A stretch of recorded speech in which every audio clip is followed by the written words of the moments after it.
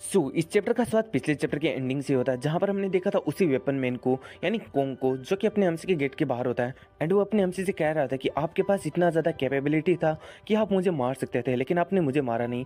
आप बहुत ही ज़्यादा राइटियस पर्सन है एंड बहुत ही ज़्यादा काइंड है, इसलिए मैं जो दोंग फैमिली है उसे छोड़ना चाहता हूँ एंड आपको ज्वाइन करना चाहता हूँ एंड मैं आपको ही फॉलो करना चाहता हूँ फ्यूचर के अंदर। एंड इधर अपना एमसी कहता है कि वेल, मैं तुम्हारे जैसों से बात नहीं करना चाहता, इसलिए तुम यहाँ से जा सकते हो। लेकिन दिखाया जाता है उस कोंग को, वो कहते हैं कि ये मेरा ही फॉल्ट था जो मैंने आपको बहुत ही ज़्यादा ऑफेंड कर दिया।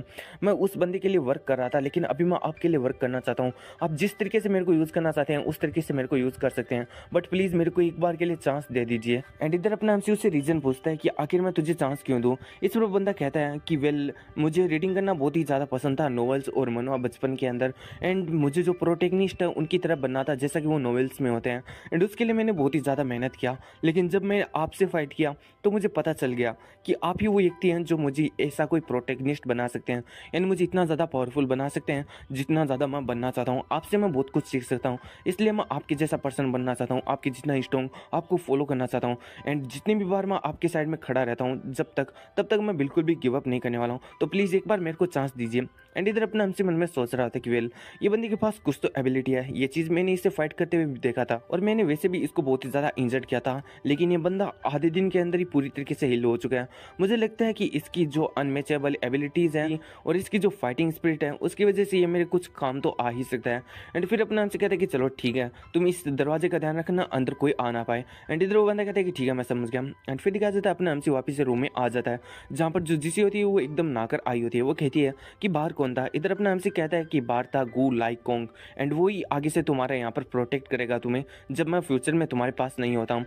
एंड तभी दिखाया जाता है वापस से दरवाज़ा बजने लगता है। एंड इधर अपना हमसे काफ़ी ज़्यादा गुस्से में गेट खोलता है और कहता है कि कौन है, कहा था ना कि मेरे को परेशान मत करना। लेकिन तभी दिखाया जाता है ये ग्रैंड डॉटर होती है और कहती है कि कैसे हो ब्रदर बेनिफिक्टर। एंड इधर जो जिसी होती है वो कहती है कि आखिर तुम आधी रात में यहाँ पर क्या कर रहे हो, क्या तुम्हारे साथ कुछ गलत हुआ है। एंड इधर जो डॉटर होती है वो कहती है कि नहीं, हमारे जो ग्रैंड पा है उन्होंने कुछ बेनिफिक्टर के लिए चीज़ भिजवाई है एंड उन्होंने कहा था कि ये आपको बहुत ही ज़्यादा पसंद आने वाला है। एंड इसके बाद दिखा जाता है जो दो बॉडीगार्ड होते हैं वो दो सूटकेस को लेकर आ जाते हैं एंड उनको ओपन करते हैं, तो हम पाते हैं कि उनके अंदर बहुत सारा जेड वगैरह होता है। एंड इधर जो डॉक्टर होती है वो कह रही होती है कि हमारे ग्रैंडपा ने कहा था कि ये जो चीज़ें हैं वो बेनिफैक्टर के यूज़ में आ सकती हैं। एंड इधर जो जिसी होती है वो मन में सोच रही होती है कि आखिर ये जो लीजान है उसको ये लोग इतना ज़्यादा चीज़ें क्यों दे रहे हैं, कहीं ये लोग उससे अपने साथ में मिलाना तो नहीं चाहते ना। एंड मुझे लगता है कि उनका जो काम है उनको मिलाना ही नहीं, कहीं ये इसकी शादी इसकी डॉटर से तो नहीं करा देंगे। एंड इधर अपना एमसी इन जेड को देखकर सोच रहा था कि इनकी जो क्वालिटी है वो मेरे लिए बहुत ही ज़्यादा पॉसिबल है। अगर मुझे मैजिक वेपन बनाने हैं तो इनको यूज़ करके मैं थोड़े बहुत तो मैजिक वेपन बना ही सकता हूँ।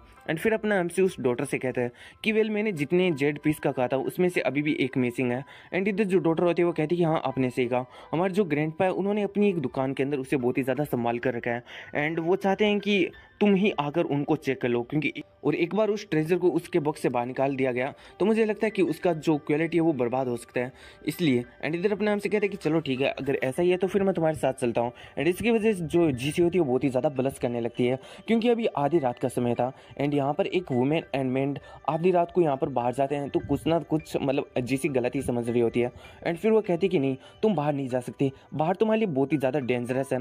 एंड इधर अपना हमसे जीसी की तरफ देखता है एंड कहते हैं कि क्या डेंजरस।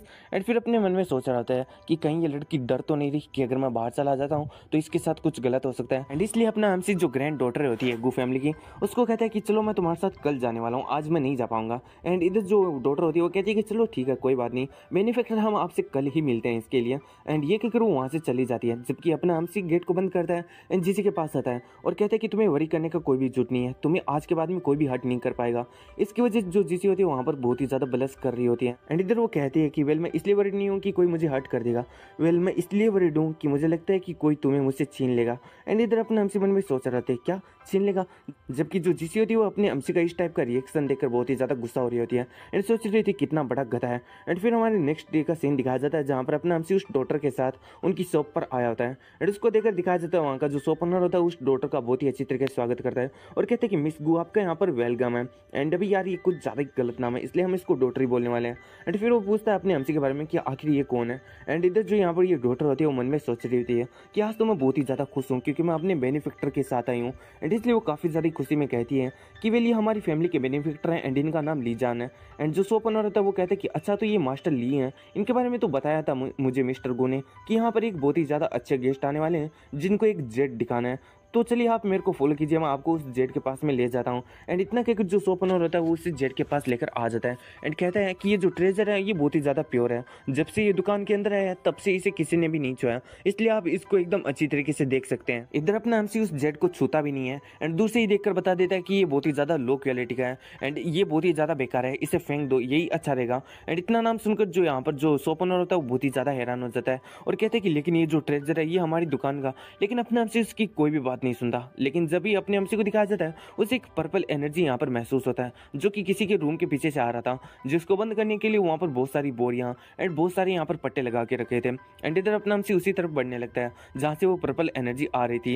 एंड जो डॉक्टर होती है वो कहती कि 1 मिनट मेरे के लिए तो रुको बेनिफिक्टर, लेकिन तभी दिखाया जाता है जो शॉप ओनर होता है वो अपने एमसी को रोकने की कोशिश कर रहा होता है और कह रहा था कि मास्टर ली आपको वहाँ पर ऐसे कैजुअली नहीं जाना चाहिए, लेकिन अपना एमसी कहाँ पर रुकने वाला था, वो उसी तरफ आगे जा रहा था। एंड वो फिर पीछे मुड़कर जो शॉप ओनर होता है उससे पूछता है कि आखिर अंदर क्या है। एंड इधर जो शॉप ओनर होता है वो कहता है कि मास्टर ली प्लीज़ आप कहीं पर भी चलिए, लेकिन वहाँ पर अंदर मत चलिए क्योंकि वहाँ पर जो चीज़ है वो बहुत ही ज़्यादा अनटचेबल है, मैंने बहुत ही ज़्यादा रुपए लगाकर इसको सीज किया था, लेकिन अगर एक बार आप इसे वापस से आज़ाद कर देते हो तो यहाँ पर बहुत ही ज़्यादा बड़ा ट्रबल हो सकता है। लेकिन इधर अपने एमसी को दिखाया जाता है जो कि वहाँ का जितना भी दरवाजा होता है उसे तोड़ देता है।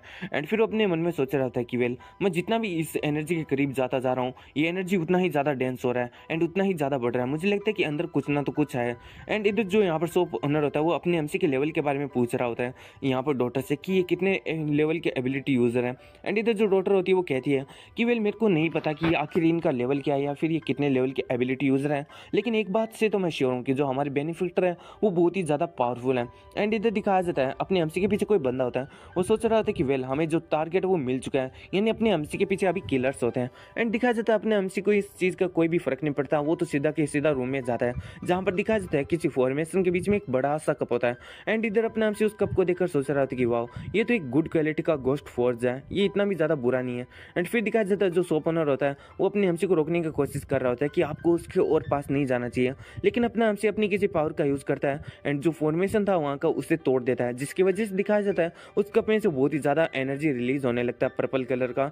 एंड इधर अपना एमसी कहता है कि वेल मैंने तुम्हें जगा दिया। एंड जो शॉप ओनर होता है वो तो बहुत ही ज़्यादा डर रहा होता है एंड वो एक जगह बैठ जाता है एंड कह रहा होता है कि मैं तो खत्म हो गया।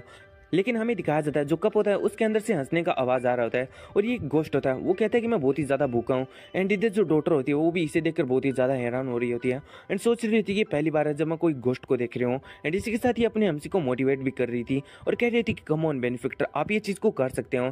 एंड इधर जो गोश्त होता है वो कहता है कि मुझे ब्रेन चाहिए, मुझे तुम्हारा ब्रेन चाहिए। फिर ये अपने एमसी के ऊपर भी हमला कर देता है और जिस एमसी के ऊपर हमला कर देता है, लेकिन दिखाया जाता है अपने एमसी उसे रोकने की कोशिश करता है, लेकिन उसने जो गोश्त का स्ट्रेंथ था उसे थोड़ा अंडर एस्टिमेट कर दिया था, जिसकी वजह से अपने एमसी को भी 2 कदम पीछे हटना पड़ा।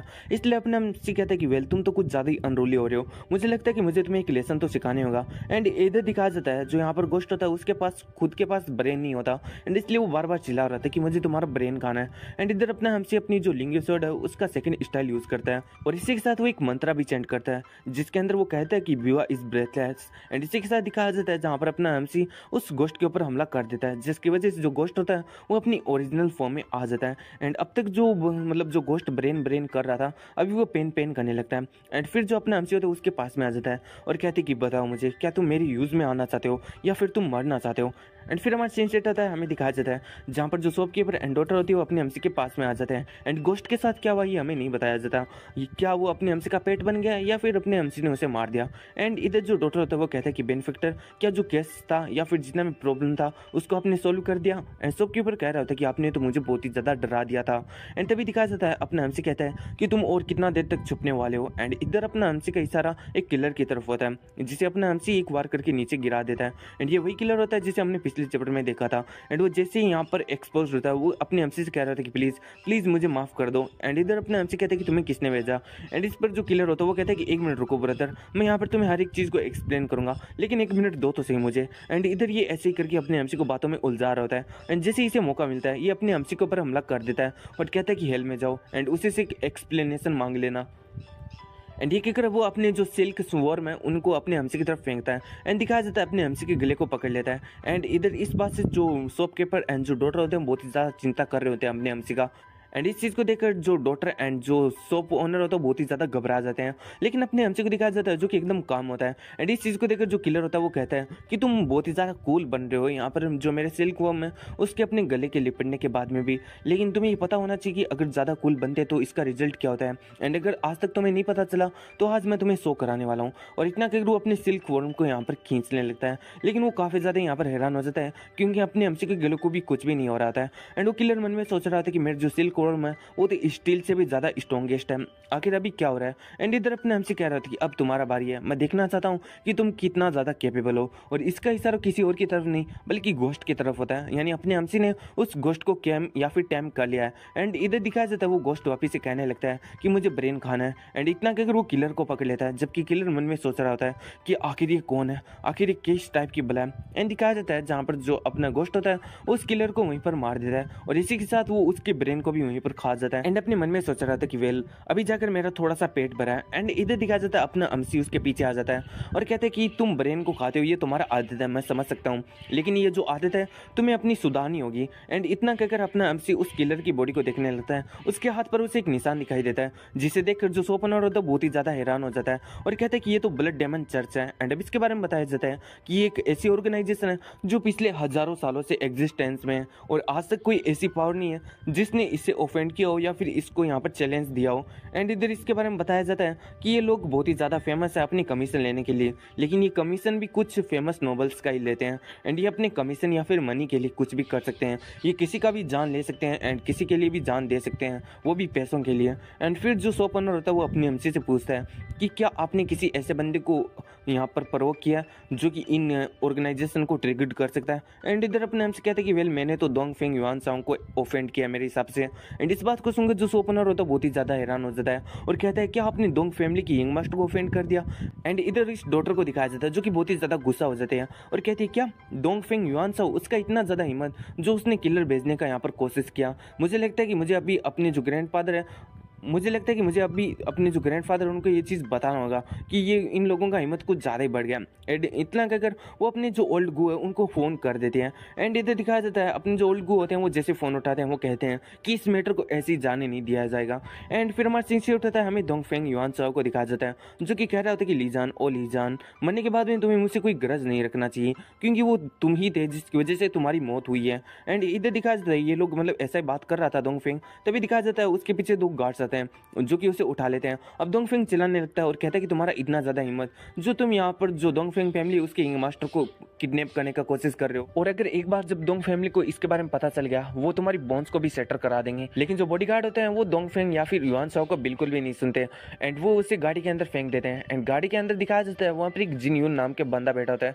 जिसे ये डोंगफेंग भी जानता है। एंड जानता क्यों नहीं, क्योंकि ये इसकी फैमिली का ही हाउस कीपर है। एंड इधर दिखाया जाता है वो यहाँ पर जो डोंगफेंग है उसे गाड़ी से बाहर निकालता है एंड किसी से कह रहा होता है कि इस जो मैटर है ये जो मैटर है वो हमारी डोंगफेंग फैमिली का मैटर है, इसलिए एक बार हमें मौका दीजिए, हम इसे खुद से सॉल्व करेंगे। एंड इधर सामने बैठे होते हैं अपना अमसी और जो मिस्टर गू होते हैं वो मिस्टर गू कहते हैं कि चलो इस बार मैं तुम्हें माफ़ कर रहा हूँ, लेकिन आगे से हमारी जो गू फैमिली है उसको बिल्कुल भी ऑफेंड नहीं किया जाना चाहिए तुम्हारी डोंग फैमिली के द्वारा। एंड इधर अपने अमसी कहता है कि क्या तुमने बस इतना ही दिखाने के लिए मुझे यहाँ पर बुलाया था।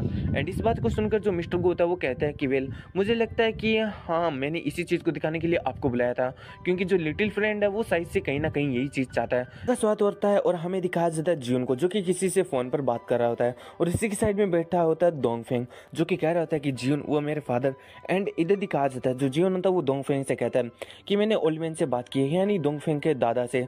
वो कह रहे थे कि अगर इस लड़के के पास इतना भी जहमियत या फिर तमीज़ नहीं है कि ये मेरे बिजनेस को संभाल सके तो इसे कोई भी जुट नहीं है मेरे घर पर आने का, यानी डोंग फैमिली में आने का। इस पर जो डोंगफेंग होता है वो कहता है कि लेकिन जियोन तुम मेरे बारे में बात करो ना फादर से, उनसे कहो कि ये सिर्फ और सिर्फ लीजान की वजह से हुआ है, आप इसके लिए उसको इन्वेस्टिगेट भी कर सकते हो।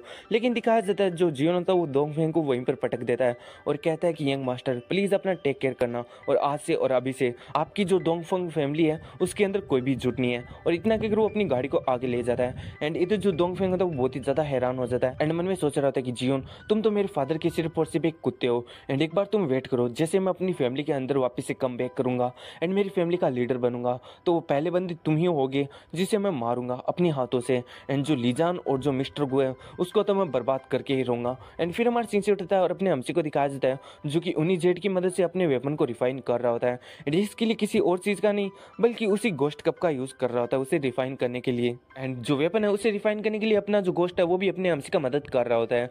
एंड इधर अपने हमसी उन वेपन को देखकर सोच रहा था कि वेल ये जितने भी वेपन है ये सारे के सारे एक ही काम करते हैं, वो होते हैं डिफेंस का।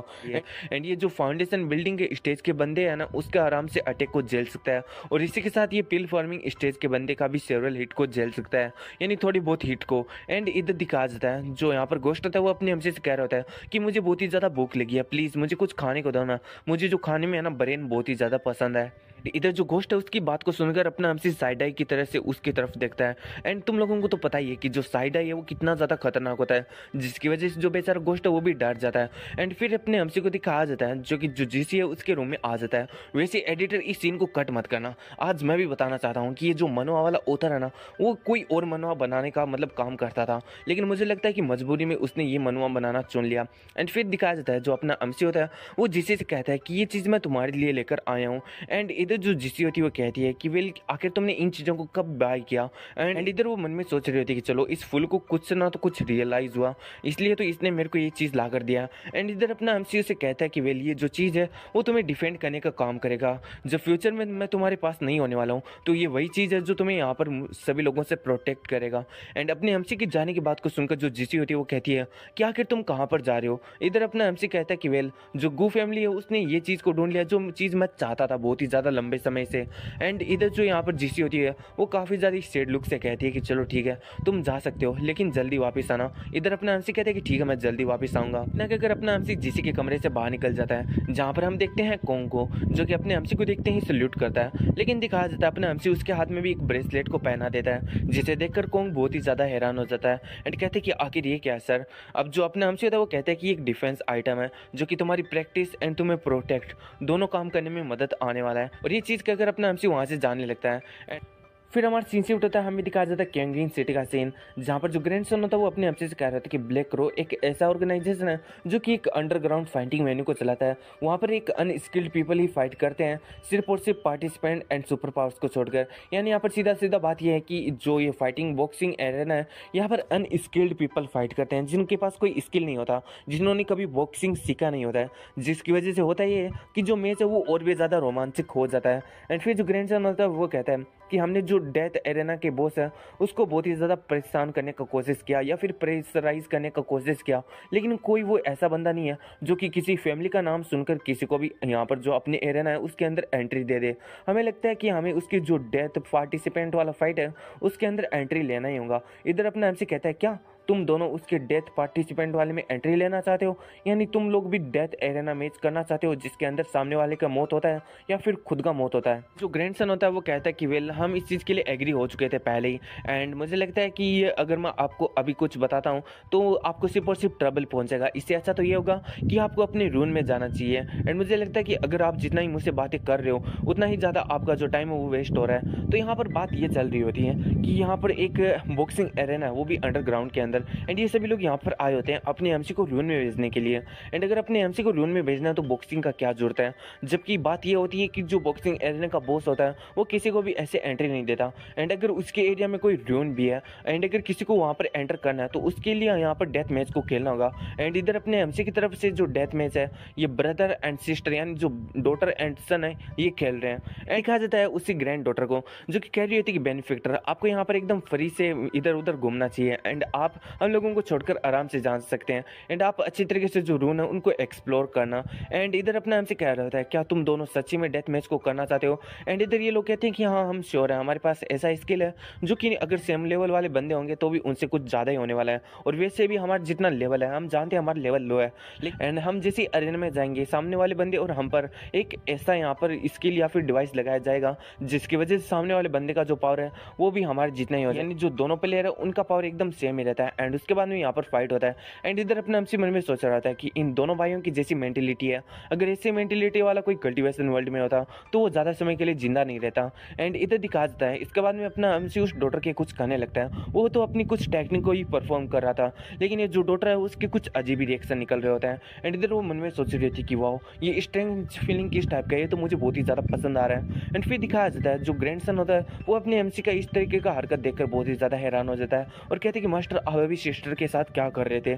लेकिन अपना एमसी उसको भी नहीं छोड़ता, वो उसके साथ भी टेक्निक को परफॉर्म करने लगता है। एंड इसकी वजह से दिखाया जाता है जो ग्रैंडसन होता है उसके अंदर से कुछ ज़्यादा ही आग निकल रही होती है एंड वो कुछ ज़्यादा ही आउट ऑफ कंट्रोल हो रहा होता है। एंड वो यही बात मन में सोच रहा होता है कि मास्टर करना क्या चाहते हैं। एंड इधर अपने एमसी उसे कह रहा होता है कि तुम्हें खुद के ऊपर फोकस करना चाहिए एंड इससे कि जो तुम्हारी जो एनर्जी आउट ऑफ कंट्रोल हो रही है तुम उसे एकदम नियंत्रण में ला सकते हो। इधर अपने एमसी का बात सुनकर जो ग्रैंडसन होता है वो फोकस करने का कोशिश करता है एंड कहता है कि मैं ही आग हूँ और आग ही मैं हूँ। एंड इसी के साथ जो वो फायर है उसके ऊपर कंट्रोल कर लेता है। एंड अब जो फायर है वो अपने जो ग्रैंडसन है उसको ज़्यादा हर्ट नहीं करती, यानी जो अब फायर है वो अपने ग्रैंडसन के लिए एकदम वाटर जैसा बन चुका है। एंड इसी के साथ उसका जो एक लेवल अप है वो भी हो जाता है। एंड जो डॉटर होती है वो कहती है कि आपने अभी अपनी जो एनर्जी है उसे आउट ऑफ कंट्रोल कर दिया था, आपको पता नहीं ये कितना ज़्यादा डेंजरस है, इसके अंदर आपका जान भी जा सकता था। एंड इधर जो ग्रैंडसन होता है वो कहता है कि वेल मैं भी काफ़ी ज़्यादा ही डिफरेंट फील कर रहा हूँ, इसलिए तुम्हें वरी करने का कोई भी जरूरत नहीं है। एंड इसके साथ हमारे जो मास्टर थे वो भी हमारे पास थे। एंड तुम्हें एक मजे की बात बताऊं, अब जो फ्लेम है वो मुझे और भी ज़्यादा हर्ट नहीं करती है। एंड इधर अपने एमसी यानी इधर जो गॉडसन है उसकी ऐसी बातों को सुनकर जो ग्रैंड डॉटर होती है वो कहती है कि वेल भैया मैं तुम्हें एक बात बता दूँ, मुझे भी कुछ अजीब सा फील हो रहा है, मुझे भी बहुत ही ज़्यादा कंफर्टेबल फील हो रहा है जब से हमारे जो बेनिफिक्टर है उन्होंने मेरे ऊपर उस स्किल को यूज़ किया। अब तो मेरे अंदर से ऐसा स्मेल आ रहा है जैसा कि बेनिफिक्टर की बॉडी के अंदर से स्मेल आता है। एंड इधर अपने एमसी कहते हैं कि वेल मैंने सिर्फ और सिर्फ तुम्हारा जो क्यूआई है उसके रास्ते को अनलॉक किया है एंड मुझे लगता है कि अब यही तुम्हारा रिवॉर्ड है क्योंकि तुम लोगों ने मेरे लिए इस रून को फाइंड कर दिया। एंड इतना कहकर अपना एमसी उस रून के अंदर जाने लगता है, जबकि जो ग्रैंड डॉटर एंड जो ग्रैंडसन होते हैं वो अपने एमसी को झुककर एकदम ग्रेट कर रहे होते हैं एंड थैंक्स कर रहे होते हैं कि उन्होंने उसका जो क्यूआई रिफाइनिंग का गेट है उसे खोल दिया। एंड इसी को दिखाया जाता है जो डॉटर एंड ग्रैंडसन के साथ यहाँ पर इस एरिना के अंदर आ चुका था। एंड पिछले चैप्टर में मैंने कहा था कि अपना एमसी ड्रोन के अंदर जाने वाला है, तो हो सकता है कि जो अपना एमसी है इसी एरिना के अंदर ड्रोन है उसके अंदर जाना चाहता है। तो चलो देखते हैं आगे क्या होता है। एंड इधर अपना एमसी डॉटर एंड जोसन जैसे यहाँ पर आते हैं तो देखते हैं कि यहाँ पर कोई कह रहा था कि अगर तुम इस मैच को हार जाते हो तो तुम्हारी बेटी को कोई भी नहीं बचाने वाला कोई, और कहीं दूसरा कह रहा था कि आज मैं तुमसे मैच में मिलने वाला हूँ और आज मैं तुम्हें जान से ही मार डालूंगा। एंड इन लोगों का ऐसे बातें चल रहा होता है। एंड फिर दिखा जाता है जो डॉटर होता है वो वहाँ पर बहुत ही ज़्यादा डरने लगता है और कह रही होती है कि यहाँ पर तो हर जगह मैच मचा हुआ है। एंड इधर जो ग्रैंडसन होता है वो कहता है कि यहाँ पर तो हमें थोड़ा केयरफुल रहना होगा क्योंकि यहाँ की जो दुनिया है वो आउटसाइड दुनिया से बहुत ही ज़्यादा अलग है। एंड फिर वो बताने लगता है कि जो ब्लैक क्रो डेथ एरेना है उसका एकदम छोटा सा ब्रांच है जो कि हम देख रहे हैं वो तो पूरी दुनिया के अंदर फैला हुआ है। और मुझे लगता है कि ये कहना भी कोई गलत नहीं होगा कि ये जो ब्लैक रो एरेना है उसके अंदर किसी का भी रूल नहीं चलता है, उसके अंदर उसका खुद का ही रूल चलता है। यहाँ पर सिर्फ और सिर्फ एक इनजस्टिस एक ऐसा एरिया है जहाँ पर कोई रूल नहीं चलता, जिसकी वजह से यहाँ पर सभी के सभी लोग गैदर हो चुके हैं। एंड यहाँ पर सिर्फ और सिर्फ जो पावर है वही एब्सोल्यूट है, अगर तुम्हारे पास पावर है तो यहाँ पर सभी लोग तुम्हारा इज्जत करेंगे एंड अगर नहीं है तो ये फर्क नहीं पड़ता कि हम कौन सी फैमिली से, गू फैमिली से या फिर गू फैमिली से हैं। एंड इधर जो ऑथर है उसे एकदम ख्याल आ चुका है इंडिया का, इसलिए उसने गू फैमिली से यहाँ पर बू फैमिली नाम रख दिया। एंड इसलिए मेरे को भी अभी कंफर्टेबल महसूस हो रहा है, आगे से हम बू फैमिली ही बोलने वाले हैं। हमें दिखाया जाता है जहाँ पर जो ग्रैंडसन होता है वो कहता है अपने हमसे से कि तुम लोगों को यहाँ पर एकदम केयरफुल रहना चाहिए उन लोगों से जिनके हाथ में रेड पट्टी बंधा होता है, क्योंकि यहाँ पर बहुत सारे ऐसे कॉम्पिटिटर हैं जो कि 3-4 मैच लड़े हैं वो भी डेथ अरेना का, जिसकी वजह से वो बहुत ही ज़्यादा ऐसे डिफिकल्ट हो चुके हैं उनको हराना। लेकिन जो रेड चिप जो कि रेड रिबन को अपने हाथों में बांधे हुए होते हैं उन्होंने कम से कम 100-150 मैच खेल के रखा है एंड वो सारे के सारे डेथ मैच होते हैं। एंड उनको जीतने के बाद में हर एक मैच को जीतने के बाद में उसके हाथ में रेड रिबन आता है। इसकी वजह से तुम समझ ही सकते हो कि अगर हमने किसी भी रेड रिबन वाले को प्रोवोक कर दिया तो ये मेरे लिए कितना ज़्यादा या फिर हमारे लिए कितना ज़्यादा बुरा हो सकता है। लेकिन तभी दिखाया जाता है अपनी जो ग्रैंड डॉटर होती है उसे कोई लड़का देख लेता है। अभी लड़का तो क्या होता है, ये एक बूढ़ा होता है, वो कहता है कि वेल तुम्हें कभी नहीं देखा, वैसे तुम एक लड़की लगती हो एंड तुम तो काफ़ी ज़्यादा क्यूट हो, चलो एक बार जो ये मास्टर है उसको तुम्हारा चेहरा देखने दो। लेकिन दिखाया जाता है अपने हमसे को बर्दाश्त नहीं की कोई उसके माल पर हाथ डाले एंड इसलिए अपने हमसे उसको एक थप्पड़ मारता है, जिसकी वजह से जो ओल्ड मैन होता है वो बहुत ही ज़्यादा दूर जाकर गिरता है। एंड कोई कह रहा होता है क्या यहाँ पर कोई ट्रबल मचाने की कोशिश कर रहा है, लो अपने एमसी ने यहाँ पर ट्रबल मचाया, जबकि एक दूसरे की यहाँ पर लोग जान ले रहे हैं। एंड इधर अपने एमसी ने तो सिर्फ और सिर्फ एक बंदे को मारा है। एंड तभी दिखाया जाता है अपना एमसी उस बंदे से कहता है कि यहाँ से दफा हो जाओ, लेकिन दिखाया जाता है अपने एमसी के पीछे कोई आ जाता है। एंड ये होता है एक रेड रिंग वाला, जिसके हाथ में रेड रिबन होता है एंड इसका नाम होता है लुओसन। वो अपने एमसी से कहता है कि तुम यहाँ पर ट्रबल मचाने का कोशिश कर रहे हो, जबकि तुम यहाँ पर नए नए आए हो, आखिर तुम्हारा इतना ज़्यादा हिम्मत कैसे हुआ? अब तुम्हें यहाँ पर मेरे सामने नील डाउन करना होगा, अपने जान की भीख मांगनी होगी, अपनी जो मिस्टेक है उसे एडमिट करना होगा। और हो सकता है कि इसलिए जो तुम्हारा बड़ा ब्रदर है वो तुम्हें छोड़ दे, उसे तुम्हारे ऊपर दया आ जाए। एंड इतना कहकर वो अपने अमसी की तरफ ही देख रहा होता है, लेकिन दिखाया जाता है अपने अमसी को जो ग्रैंडसन होता है वो कहता है कि हमें केयरफुल होने का जरूरत है। इस कंप्यूटर के हाथ में तो देखो, इसके हाथ में एक रेड रिबन है। एंड इधर दिखाया जाता है अपना अमसी कहता है क्या सच में हमें इससे सावधान रहने का जरूरत है? और इतना कहकर वो अपनी साइड आई को ओपन करता है। एंड तुम्हें तो पता ही कि साइड आई कितना ज़्यादा खतरनाक है अपने अमसी का, जिसको देखकर ये बंदा भी सोच रहा होता है कि वेल ये यंग लड़का कौन है जिसके पास इतना ज़्यादा टेरिफाइंग हो रहा है, वो भी इतनी ज़्यादा यंग एज में। तभी दिखाया जाता है वहाँ पर कोई बंदा आ जाता है और कहता है कि लुओसान, तुम्हें यहाँ पर इतना भी ज़्यादा बात का बतंगड़ बनाने का जरूरत नहीं है, तुम्हें इस चीज़ को ईजी लेना चाहिए। एंड फिर वो कहता है कि वेल ये हमारे गेस्ट हैं, हमें इनके साथ ऐसा व्यवहार नहीं करना चाहिए, इन लोगों को पता नहीं होगा कि आखिर यहाँ के रूल क्या है। एंड दिखाया जाता है जिस बंदे ने अपने लुओसान को रोका होता है वो यहाँ का सब फील्ड लीडर होता है, जिसका नाम होता है जियांग फान।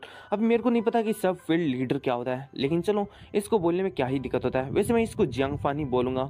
एंड फिर दिखाया जाता है जैसे जो लीडर होता है जियांग फान, वो कहता है कि चलो छोड़ो, अभी जो हुआ इस चीज़ को भूल जाते हैं। एंड इधर जो लुओसान होता है वहाँ से जाने लगता है और अपने एमसी से कहता है कि यहाँ पर ये लीडर आ गए थे, वरना तो आज मैं तुमको यहाँ पर मार ही डालता, इनके लिए मैं तुम्हें छोड़ रहा हूँ, लेकिन ये मत समझना कि आखिर ये जो हमारा मैटर है वो खत्म हो चुका है। एंड इधर दिखा जो जियांग फांग होता है वो कहता है अपने एमसी से कि वेल इसको ऐसे ही छोड़ दो, जो लुओसान है वो हमारे टॉप कम्पिटिटर में से एक है, लेकिन इसका जो टेम्पर है वो बहुत ही ज़्यादा ख़राब है, इसलिए आपको इससे ज़्यादा मत्थे नहीं लगना चाहिए।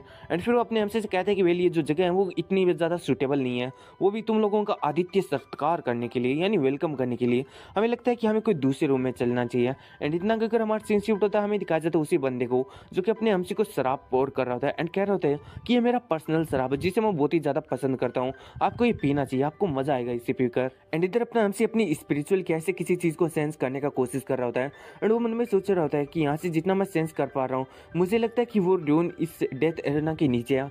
तो फाइनली हमें पता चल चुका है कि जो अपने एमसी का रूम है वो कहाँ पर है, वो कहीं और नहीं बल्कि अपने एमसी के इसी जो कंपार्टमेंट है यानी जो डेथ एरेना है उसके अंडरग्राउंड में। अपने एमसी मन में सोच रहा था कि वहाँ पर मेरे को ऐसा लगता है कि एक ऐसा जेड या फिर ऐसा रिलिक है जो कि एक इमोर्टल कल्टिवेटर का है। समझ रहे हो ना कि इस वर्ल्ड के अंदर इमोर्टल कल्टिवेटर कितना ज़्यादा बड़ा तोप है। एंड फिर हमें दिखा देता है जो ग्रैंडसन था वो कहता है कि जियांग फान लीडर, मैं जानता हूँ कि मैं सिर्फ और सिर्फ 2 बंदों को ही लाने का परमिशन था हम लोगों के पास, एक तो मैं और एक सिस्टर, लेकिन फिर भी हम अपनी फैमिली से जो मास्टर लिए है उन्हें अपने साथ में लेकर आए हैं, इस चीज़ से आपको कोई प्रॉब्लम तो नहीं होने वाला है ना? इस पर जो लीडर होता है वो कहता है कि नहीं मेरे को कोई भी प्रॉब्लम नहीं होने वाला है, वैसे मेरे को सिर्फ और सिर्फ तुम दोनों का ही जुड़ता ताकि तुम लोग यहाँ पर कुछ ज़्यादा ही बेट को लगा सको, जिससे जो मेरा गेम बॉल है वो और बड़ा हो सके एंड मैं और पैसों को मार सकूँ। लेकिन एक बात को याद रखना, यहाँ पर जो आता है वो उस तरीके से जाता नहीं, यहाँ पर जितने लोग आए हैं उनमें से लगभग मारे जा चुके हैं, कोई भी यहाँ से जिंदा नहीं गया है। एंड अगर तुम चाहते हो कि जो तुम्हारे मास्टर लिए हैं वो यहाँ पर आएँ तो इसका रिस्पॉन्सिबल भी तुम खुद ही होने वाले हो कि ये यहाँ से कैसे जाने वाले हैं, इनको क्या होने वाला है। एंड इधर इस बात को सुनकर जो ग्रैंड सन और डॉटर होता है वो कहता है कि मास्टर ली, मुझे लगता है कि यहाँ पर बहुत ही ज़्यादा डेंजरस खतरा है, इसलिए आपको यहाँ से जाना चाहिए। लेकिन इधर अपना एमसी तो उस ड्रोन के अंदर इमोर्टल कल्टीवेटर का रिलिक को फाइंड करने में लगा था, उसे सेंस करने में लगा था, इसलिए उसने अपनी आंखों को बंद करके रखा था। एंड इसलिए जो डॉटर एंड जो सन होते हैं वो कह रहे होते हैं कि आखिर मास्टर कहाँ खो गए। फिर हमारा सीन शूट होता है एंड हमें दिखा जाता है एक फाइट का सीन। एंड इधर अपना एमसी इस फाइट को देखकर सोच रहा था कि वेल मुझे पुराने दिनों की याद आ गई जब कल्टीवेटर के लिए एकदम नॉर्मल था एक दूसरे को मारना, वो भी सेम लेवल के, लेकिन यहाँ के लोग भी इस चीज़ को एंजॉय कर रहे हैं, ये चीज़ देखने में बहुत ही ज़्यादा शानदार है। एंड फिर अपने मन में सोच रहा था कि वेल मुझे लगता है कि जो ड्रोन है वो यहाँ के नीचे ही है एंड यहाँ पर एक फॉर्मेशन भी बिछाया गया है इन लोगों के द्वारा ताकि कोई भी उस ड्रोन के अंदर ना जा सके, लेकिन यहाँ पर ये चीज़ें मेरे को नहीं रोक सकती, मुझे लगता है कि मुझे अपनी एक सोल का टुकड़ा वहाँ पर भेजना चाहिए। इतना सोचकर अपना एमसी अपनी एक सोल के टुकड़े को कर लेता है और उसके बाद में वो वहीं पर नीचे भेज देता है अंडरग्राउंड में। एंड दिखाया जाता है यहाँ पर बहुत ही ज़्यादा अंडरग्राउंड जाने के बाद में वो वहाँ पर पहुँच जाती है जहाँ पर उसे पहुँचना था, यानी एकदम ड्यून के पास। एंड दिखाया जाता है जो सोल का टुकड़ा होता है वो अपने एमसी का फॉर्म ले लेता है, यानी अपने एमसी का कॉन्शियसनेस अभी अपने इस सोल के टुकड़े में होता है। एंड इधर अपने एमसी मन में सोच रहा था कि वेल जैसा एक्सपेक्ट किया था जो इमोर्टल कल्टिवेटर है उसने अपने रिलिक को कोई ऐसी सेफ जगह पर छुपाया होगा। एंड तभी वो सोच रहा था कि वेल मुझे लगता है कि ये चीज़ इतना भी ज़्यादा ईजी नहीं होने होने वाला है उस रिलिक को ढूंढना। लेकिन तभी दिखाया जाता है अपने अमसी के पीछे यहाँ पर एक मोस्टर अपनी आंखों को खोल लेता है एंड वो अपने अमसी के ऊपर हमला कर देता है। अपने अमसी उसे बाल बाल बचता है एंड मन में सोच रहा था कि वेल उस बंदे ने बहुत ही समय पहले एक्सपेक्ट कर लिया था, उसने बहुत समय पहले ही एक्सपेक्ट कर लिया था कि कोई बंदा अपनी सोल की मदद से भी यहाँ पर आ सकता है एंड इसलिए इसने यहाँ पर जो सोल मोस्टर है या फिर जो सोल ईटिंग मोस्टर है उनको लगा दिया है, जिसकी वजह से अगर कोई सोल यहाँ पर आती भी है तो ये मोस्टर उसे खत्म कर दें।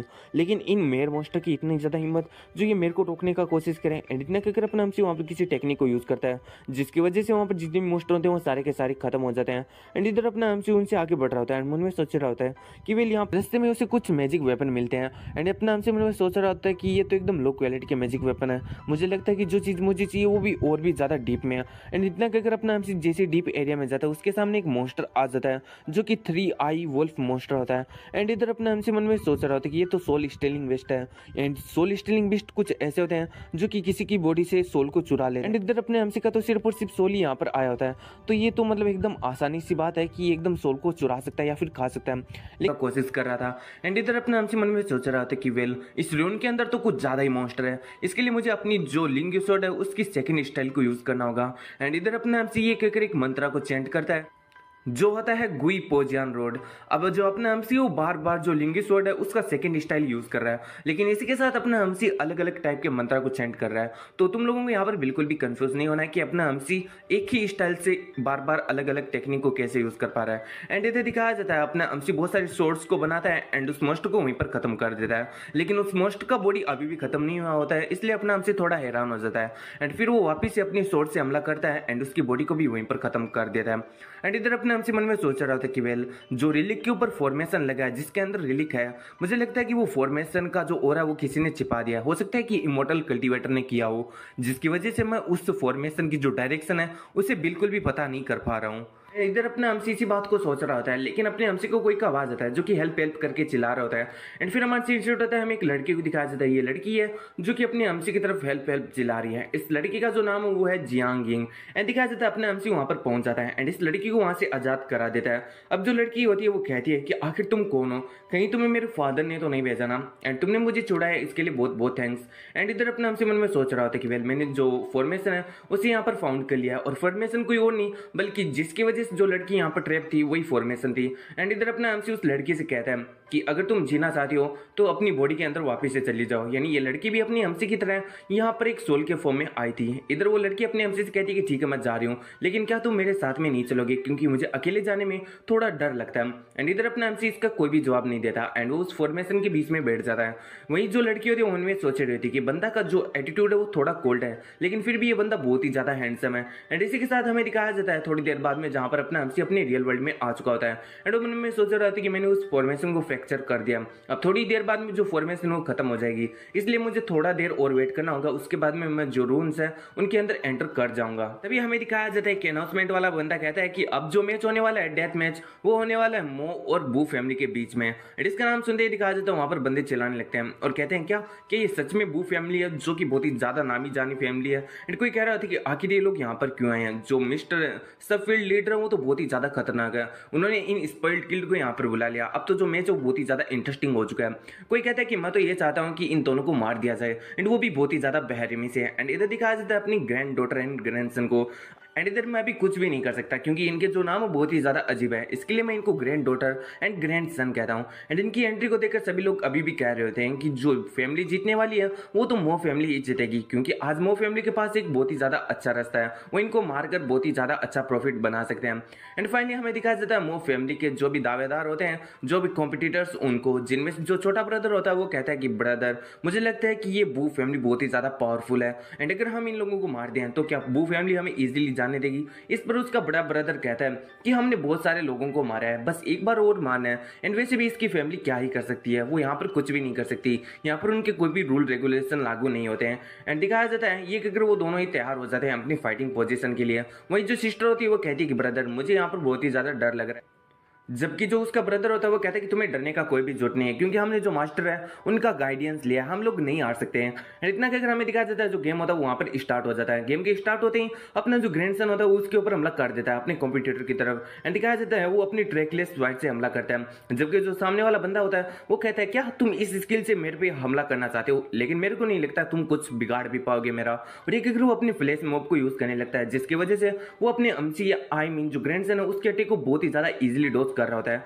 एंड इधर ग्रैंडसन मन में सोच रहा होता है कि अच्छा तो इसके पास स्पीड टाइप का सुपर पावर है। एंड इधर दिखा देता है जो बंदा होता है वो बहुत ही ज्यादा स्पीड में अपने ग्रैंडसन के आगे पीछे से हमला कर रहा होता है। एंड जो ग्रैंडसन होता है उससे लगता है कि हाँ वो वहां पर है, इसलिए वो एक जगह पर किक मारने का कोशिश करता है, लेकिन ये सामने वाले बंदे का एक ट्रैप होता है। एंड जैसे ग्रैंडसन वहां पर किक मारने का कोशिश करता है, इधर दिखा देता है जो बंदा होता है वो ग्रैंडसन के पीछे आ जाता है। एंड वो कहता है कि वेल तुमने गलती कर दिया क्योंकि मैं तो तुम्हारे पीछे हूँ। एंड ये कहकर जो बंदा होता है उस ग्रैंडसन के आंखों में कुछ कर देता है, जिसकी वजह से जो ग्रैंडसन होता है उसे कुछ भी नहीं दिखाई देता। एंड इसी चीज का फायदा उठाकर ये इधर उधर से उसके ऊपर हमला करने लगता है। एंड जो यहाँ पर सिस्टर होती है ग्रैंड डॉटर, वो बहुत ही ज्यादा यहाँ पर वरीड हो जाती है अपने भाई के लिए, लेकिन इसी बात का फायदा उसका अपोनेंट उठा लेता है। वो अपनी पावर को यूज करने लगता है जो कि होती है सुपर स्टोन ट्रांसपोर्ट। अब इस पावर के अंदर कुछ ऐसा होता है कि यह बंदा अपनी पावर की मदद से बड़े बड़े पत्थरों को उठा सकता है।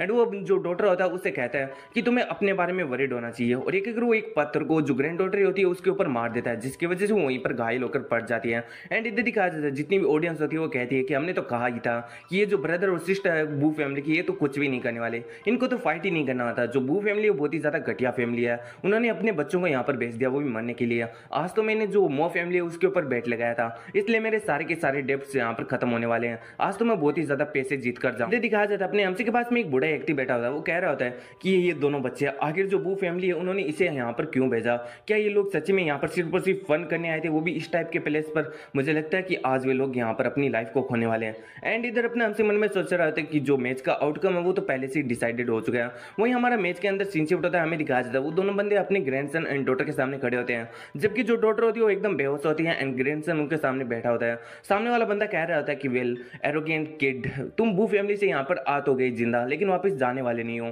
क्योंकि हमने जिस नाइफ से तुझे इंजर्ड किया उस नाइफ के ऊपर पॉइजन लगा था। एंड तुम्हें अपनी बहन के बारे में चिंता लेने का कोई भी जरूरत नहीं है, क्योंकि उसका अच्छा केयर हम जरूर से रखेंगे। एंड इधर दिखा देता है ये बात को सुनकर जो ग्रैंडसन होता है वो कहता है कि तुम मुझे हरा सकते थे और मार भी सकते थे अगर ये बात थोड़े समय पहले की होती, लेकिन अभी मैं कुछ अलग ही हूँ। एंड इतना कहकर वो अपनी जो फायर है उसको अनलीज करने लगता है, जबकि जो सामने वाला बंदा होता है वो कहता है कि आखिर तुम किसके बारे में बात कर रहे हो। एंड इधर दिखाया जाता है यहाँ पर जो अपना ग्रैंडसन होता है वो अपनी फायर को अपने पूरी बॉडी के ऊपर एकदम आर्मर के रूप में पहन लेता है। एंड फिर वो कहता है कि मैंने अपने मास्टर से गाइडेंस लिया एंड अब मैं एक डिफरेंट पर्सन बन चुका हूँ, एंड इसलिए आज मैं तुम्हें बिल्कुल भी नहीं छोड़ने वाला। एंड इतना कहकर वो हमला कर देता है उस सामने वाले बंदे के ऊपर। एंड उसके हमले से दिखाया जाता है जो सामने वाला बंदा होता है वहीं पर चिल्लाने लगता है, वो पूरा का पूरा बॉडी उसका एकदम आग के अंदर कवर हो जाता है। एंड वो चिल्ला रहा होता है कि मैंने तो तुम्हें पॉइजन किया था ना, आखिर तुम अभी भी कैसे हिल पा रहे हो। एंड इधर जो बंदा होता है यानी ग्रैंडसन होता है वो कहता है कि तुम्हारे जैसा चीप पॉइजन जो तुम ब्लैक मार्केट से खरीद कर लेकर आए थे वो मेरे को बिल्कुल भी हर्ट नहीं कर सकता। एंड इधर ग्रैंडसन मन में सोच रहा होता है कि वेल जो मेरा ट्रैकलेस फाइस है वो मेरे को अभी और भी ज्यादा हर्ट नहीं करता। एंड इसी के साथ ये मेरे जो पॉइजन उसको भी डिटॉक्सिफाई कर दिया। ये सब का सब सिर्फ और सिर्फ मास्टर की वजह से हुआ। एंड मुझे लगता है कि मुझे जो मास्टर की काइंडनेस है उसको थैंक्स करना ही होगा। एंड इधर कहा जाता है अपने भाई को यूं जलता देखकर जो छोटा भाई होता है वो वरीड होने लगता है। एंड ये सेम ही सिचुएशन होती है जहां पर अपनी जो ग्रैंड डॉटर होती है वो अपने भाई के लिए वरीड हो रही होती है। एंड जो ग्रैंड डॉटर होती है वो भी इसी बंदे के साथ एकदम वैसा ही कर जैसा इसने अपनी ग्रैंड डॉटर के साथ में किया था। अब जो ग्रैंड डॉटर थी उसके ऊपर हमला कर उसे वहीं पर जमा देती है। एंड ये बंदा कह रहा होता है कि आखिर तुम्हारे अंदर इतना ज्यादा पावर कब से आ गया, तुम तो बहुत ही ज्यादा कमजोर और नालायक सी थी ना। एंड इधर दिखा जो ग्रैंड डॉटर होती है उसकी बातों पर बिल्कुल भी ध्यान नहीं देती एंड मन में सोच रही होती है कि जितना ज्यादा मैं पावर को यूज कर पा रही हूँ उतना ज्यादा जो यहाँ पर गुड स्मेल है जैसा कि बेनिफिक्टर के अंदर से आता है वो बढ़ता ही जाए। एंड इतना सोचकर जो ग्रैंड डॉटर एंड सन है वो दोनों ही हमला करने के लिए बढ़ जाता है, लेकिन उनके हमला करने से पहले दिखाया जाता है जो मो फैमिली के दोनों कॉम्पिटिटर्स होते हैं वो अपनी हार को मान लेते हैं। एंड इसी के साथ अपने जो बू फैमिली है उसकी जीत हो जाती है। एंड इधर बू फैमिली की जीत को देखकर सभी लोग बहुत ही ज्यादा हैरान हो रहे होते हैं, जबकि अपना एमसी बेटा बेटा मुस्कुरा रहा होता है। यानी अपने एमसी ने जब कहा था कि जो आउटकम है वो पहले से डिसाइड हो चुका है, तो इसका मतलब अपने एमसी का बू फैमिली से था। सभी लोग सभी लोग हैरान हो जाते हैं क्योंकि सभी लोग यही चाहते हैं कि मो फैमिली जीते, क्योंकि इन सभी लोगों ने मो फैमिली के ऊपर बेट लगाया था। एंड जैसे बू फैमिली जीती, ये लोग अपना सारा का सारा बेट हार चुके थे। एंड इनमें से कुछ ऐसे लोग थे जिन्होंने जो बू फैमिली है उसके ऊपर बेट लगाया था। एंड वो लोग काफ़ी ज़्यादा खुश हो रहे थे एंड कह रहे थे कि हम तो बहुत ही ज़्यादा सडनली जीत चुके हैं। वैसे हमें लगा नहीं था कि बू फैमिली जीत जाएगी, लेकिन आज वो जीत चुकी है तो हमारे सारे के सारे डेब्ट्स अभी क्लियर हो जाएंगे। हमने तो बहुत ही ज़्यादा पैसा कमा लिया। एंड इधर ही कहा जाता है जो ग्रैंडसन एंड डॉटर होती है वो अपने हमसे के पास में आ जाते हैं और कहते हैं कि सर यानी मास्टर, आपको हमारा जो परफॉर्मेंस है वो कैसा लगा। इधर अपने हमसे कहते हैं कि वेल ये ऐसा कुछ है ही नहीं जिसके बारे में मैं कुछ कह सकूं।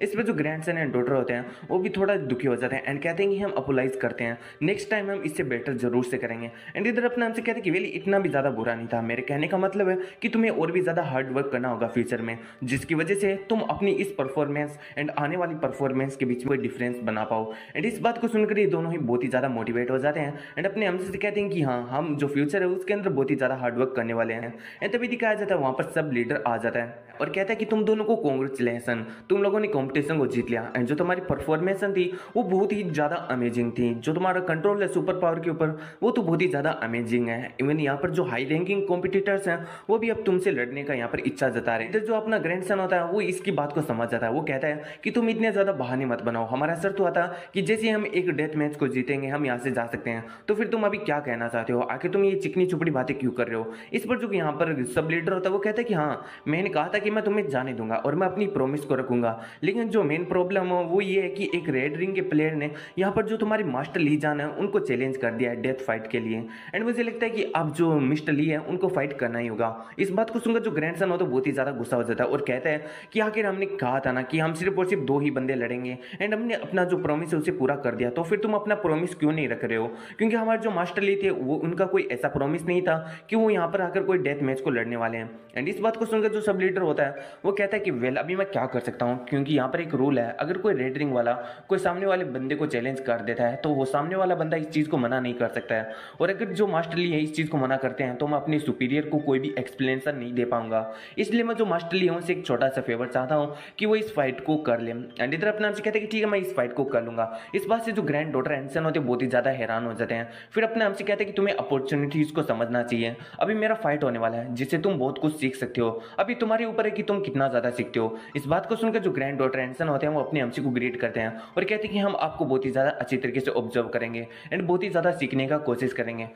एंड फिर हमारा सीन शिफ्ट होता है, हमें दिखाया जाता है अपने एमसी को जो कि एरेना में एंट्री ले रहा होता है। उसके एंट्री लेने से पहले उसे एक ब्रेसलेट पहनाया जाता है। ये ब्रेसलेट कोई और नहीं बल्कि वही डिवाइस होता है जिसकी वजह से अपने एमसी और सामने वाले बंदे का जो पावर है वो एकदम मेंटेन रहेगा। एंड इधर अपना एमसी उस ब्रेसलेट को देखकर सोच रहा था कि वेल ये ब्रेसलेट मेरे कल्टिवेशन को सरपास करना चाहता है, बल्कि इसके अंदर इतना ज़्यादा हिम्मत नहीं, ये तो बहुत ही ज़्यादा लो क्वालिटी का वेपन है एंड इसको मैं जब चाहूँ नलीफाई कर सकता हूँ। एंड इधर दिखाया जाता है अपने एमसी की पावर का अंदाजा लगाने के लिए वहाँ पर 2-3 लोग बैठे होते हैं एंड वो लोग ब्रेसलेट की मदद से अपने एमसी की पावर का अंदाजा लगाने का कोशिश कर रहे होते हैं, जो कि उन्हें हो ही नहीं रहा होता है। एंड वो सोच रहे थे कि आखिर ये किस टाइप का बंदा है, आखिर इसकी पावर कितनी होगी।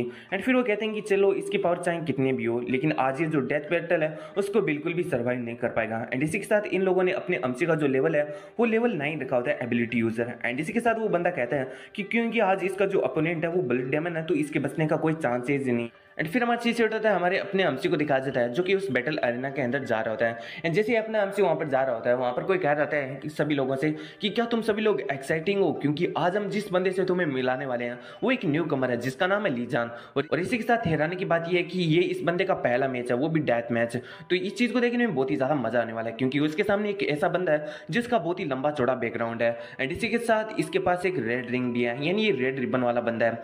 एंड ये जो बंदा है वो हमारी जो एरेना है उसका बहुत ही बड़ा खिलाड़ी है जिसका नाम है ब्लड डेमन। एंड इसी के साथ दिखाया जाता है ये कोई और नहीं बल्कि लुओ सान होता है जिसे अपना हमसे पहले मिल चुका है। एंड इधर लुओ सान के डेथ एरेना के अंदर आते ही सभी लोग उसी का नारा लगाने लगते हैं और कहते हैं कि इस फकिंग बास्टर्ड को जल्दी से मार डालो। सभी लोग लुओ सान का ही नारा लगा रहे होते हैं। एंड फिर जो लुओ सान होता है वो अपने हमसे से कहता है कि वे लड़के हम यहाँ पर वापस से मिल चुके हैं, जो मैटर हमारा पीछे खत्म नहीं हुआ था आज हम उसे खत्म कर देंगे। और ये कहते वो अपने जो हाथ है उससे ब्लड को निकाल रहा होता है क्योंकि इसका नाम ब्लड डेमन है, तो यहाँ पर ये सिर्फ और सिर्फ ब्लड की ही पावर को कंट्रोल करता है। एंड इधर दिखाया जाता है जिससे गेम स्टार्ट होता है जो लुओ सान होता है वो अपने हाथ से निकल रहे ब्लड को कंट्रोल करके अपने एमसी के ऊपर हमला करता है, जबकि अपना एमसी इसे बचाने के लिए अपनी शील्ड को ऑन कर लेता है। एंड मन में सोचता रहता है कि ये बंदा यहाँ पर अपने ब्लड को यूज कर रहा है, जबकि इसका जो अटैक है वो बहुत ही ज्यादा पावरफुल है। अगर यहाँ पर इसका जो लेवल है वो सरपास नहीं होता तो ये मेरे शील्ड को आसानी से तोड़ सकता था। एंड इधर लुआ सान को दिखाया जाता है जो कि मन में सोच रहा था कि अच्छा तो तुम्हारे पास डिफेंसिव सुपर पावर है, तो तुम शील्ड बना सकते हो एंड डिफेंस कर सकते हो, तो चलो देखते हैं कि आगे तो मेरे कितने अटैक को ब्लॉक कर सकते हो। और इतना कहकर वो अपने अमसी के ऊपर बहुत सारे अटैक करने लगता है, जबकि अपने अमसी को दिखाया जाता है जो कि उन अटैक को देखकर अपने शील्ड को साइड में कर देता है, जिसकी वजह से जितने भी अटैक होते हैं वो सारे के सारे नलीफाई हो जाते हैं। एंड इसी के साथ अपना अमसी हवा में उड़ने लगता है एंड वहां पर अपनी जो सोवर टेक्निक होती है, लिंग्यू सोवर टेक्निक, उसका सेकंड स्टाइल यूज करने लगता है। अब वापिस से कंफ्यूज में मत आ जाना, क्योंकि अपना अमसी यहाँ पर जो मंत्र है उसे अलग चेंट कर रहा है, जिसका नाम होता है ब्यूआ यान ब्रेथ। एंड इस मंत्र को चेंट करने के बाद में दिखाया जाता है अपना अमसी जहां पर अरेना के अंदर जितने भी पत्थर पड़े होते हैं उन सभी को अपना जो वेपन है उससे बना लेता है। एंड फिर वो लुओसान के ऊपर हमला कर देता है। जो लुओसान होता है मन में सोच रहा होता है क्या क्या ये यहाँ पर रॉक्स को कंट्रोल कर रहा है, ये बंदा सच में बहुत ही ज्यादा एबिलिटी को पोजेस कर रहा है, मुझे लगता है कि ये तो बहुत ही ज्यादा इंप्रेसिव है। एंड फिर दिखाया जाता है जितने भी पत्थर उसकी तरफ आ रहे होते हैं लुओसान की तरफ से, वो उन सभी को अपनी ब्लड पावर से यहाँ पर खत्म कर देता है। एंड जैसे जो लुओसान है वो ब्लड अटैक को खत्म करता है, अपने हमसी वहां से पीछे से आ जाता है, जिसको देख बंदा बहुत ही ज्यादा हैरान हो जाता है।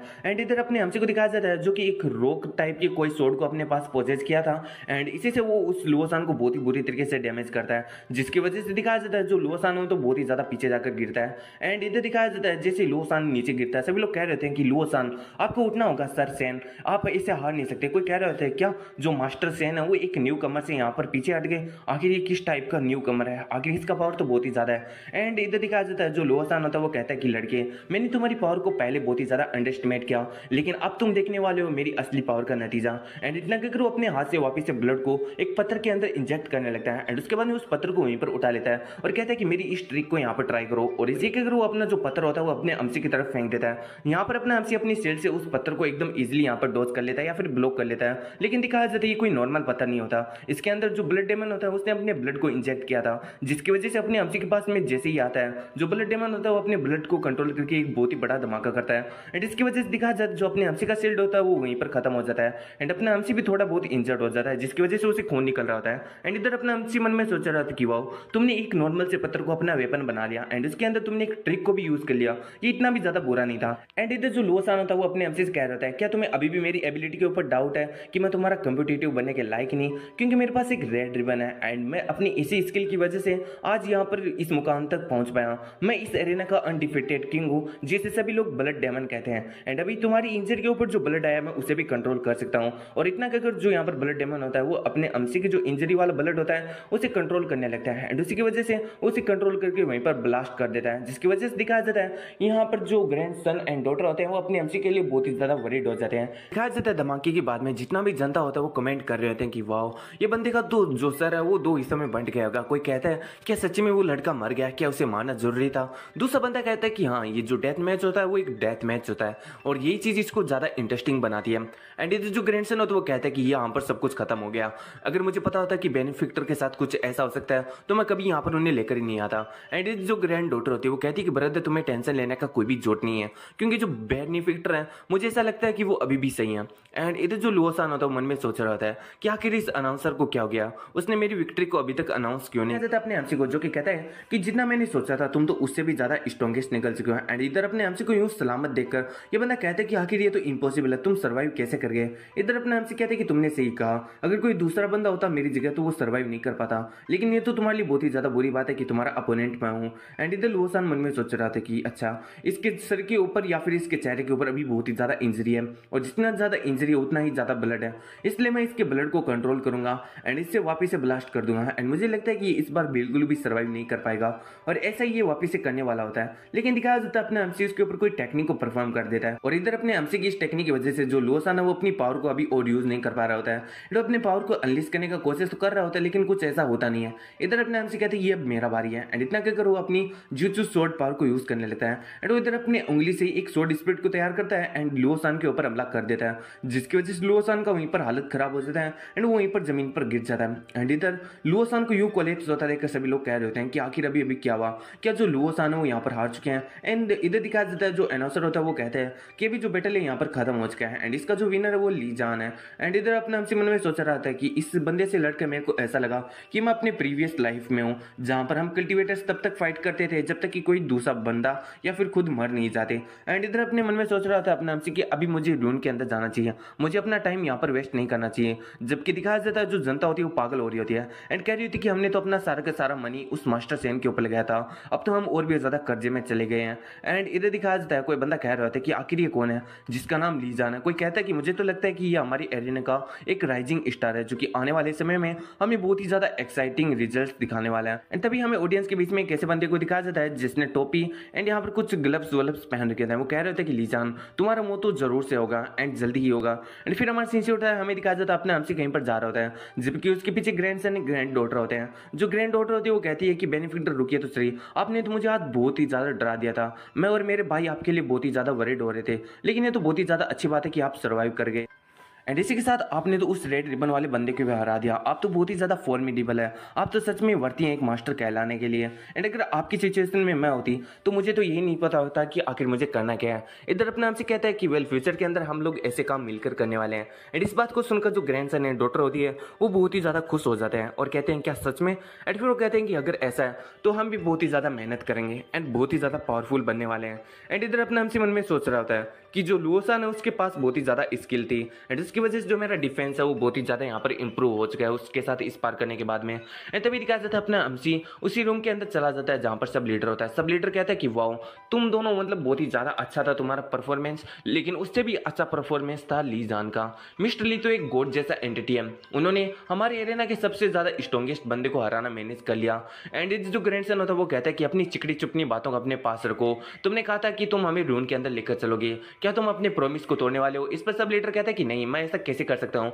एंड फिर वो अपने हमसी को यहाँ पर इशारा करते हुए कहता है कि चलिए मैं आपको अपने पैलेस तक लेकर चलता हूँ। एंड ये लोग यहाँ पर रूम की बात कर रहे हैं। एंड फिर दिखाया जाता है वो एक ऐसे दरवाजे को खोलता है जो कि एकदम अंधेरे से भरा होता है। एंड वो कहता है कि वहाँ पर नीचे वो रूम है जिसके बारे में आप पूछ रहे हैं। उसके बाद में वो एक मिस्टीरियस रूम के अंदर ले जाता है अपने हमसी को और कहता है कि नीचे वो रूम है जिसके बारे में आप मुझसे पूछ रहे थे। एंड इसके बाद वो उन सभी को अपने आप को फॉलो करने को कहता है। एंड फिर वो कहता है कि वेल मुझे पूछना तो नहीं चाहिए, लेकिन क्या मैं पूछ सकता हूँ कि आखिर आप लोग रूम के अंदर क्यों जा रहे हो। एंड जो ग्रैंडसन होते हैं वो कहते हैं कि ये हमारे मास्टर का मामला है एंड वो ही जानते हैं कि आखिर वो रून के अंदर क्यों जा रहे हैं। एंड इधर जो सब लीडर होता है वो कहता है कि मैं सभी लोगों से कहता हूँ कि इस स्टोन के अंदर जो ज्यादा वो मारा जाता है, सभी लोगों को लगता है कि मैं मजाक कर रहा हूँ, लेकिन ऐसा नहीं है क्योंकि मेरा एक छोटा लड़की था वो एक दिन गलती से यहाँ पर चला गया था, लेकिन इसके रिजल्ट उसको बहुत ही ज्यादा भारी पड़े क्योंकि उसके बाद में वो एक डीप स्लीप के अंदर चली गई। एंड उसको ठीक कराने के लिए मैंने बहुत ज्यादा रुपए को स्पेंड किया, बहुत बड़े बड़े डॉक्टर्स को बुलाया, लेकिन यहाँ पर कोई भी फायदा नहीं निकला।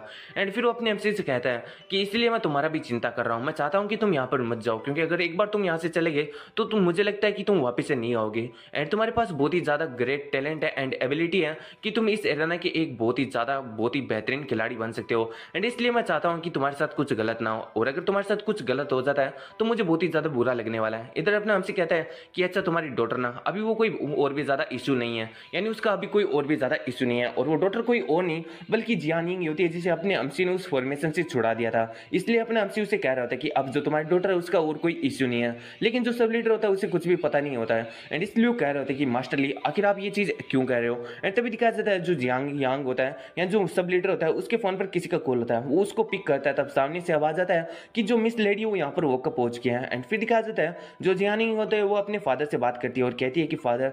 एंड इधर जो जियानिंग होता है वो कहता है कि डॉक्टर क्या तुम उड़ चुके हो, क्या तुम सही हो, लेकिन दिखाया जाता है वो अपनी हमसी की तरफ देखने लगता है एंड सोच रहा होता है कि आखिर इस लड़के को कैसे पता कि जो मेरा डॉक्टर वो सही हो चुका है, वो तो अभी अभी सही हुआ ना, कहीं ऐसा तो नहीं कि इस लड़के ने मेरे डॉक्टर को बचाया। एंड इधर अपने हमसी सब लीडर से कहता है कि मैं जानता हूं कि आगे जो रून है वो कहां है या फिर उसका रास्ता कौन सा है, इसलिए तुम यहां से जा सकते हो और आगे से जितनी भी चीजें हैं उनको मेरे ऊपर छोड़ दो, तुम्हें अपनी डॉक्टर के पास होना चाहिए, तुम्हें उसे कंपनी देना चाहिए। इस पर सब लीडर कहते हैं कि ठीक है मैं यहां से जा रहा हूं एंड तुम लोग अपना ख्याल रखना। एंड इधर जो ग्रैंड डॉक्टर होती है वो कह रही होती है ब्रदर आखिर जो मास्टर है उनको कैसे पता चला कि जो जियानिंग है यानी जो सब लीडर की लड़की है वो ठीक हो चुकी है, कहीं इसका मतलब ये तो नहीं कि हमारे जो मास्टर है उन्होंने उसे रेस्क्यू किया हो।